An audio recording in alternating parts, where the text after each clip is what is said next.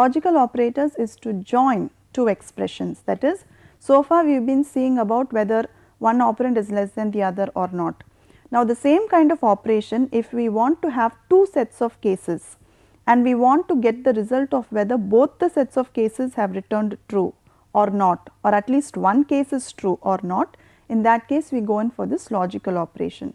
So, after checking of the operation, it provides a logical true, that is 1, or logical false, that is 0.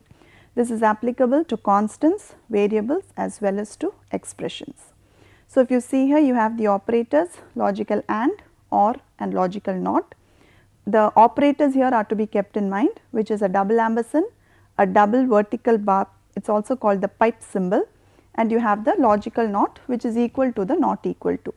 So, here if you see, two relational operations are combined. 5 is greater than 3 is a relational operation, 5 is less than 10 is a relational operation. If both the cases are true, then it will return the value 1, because it is joined by a AND operation, and we always know it is to combine two. Only when both the cases are true, it should return a 1. The same thing if you see the next step, 8 is greater than 5 and 8 is less than 2. The second set of cases is false.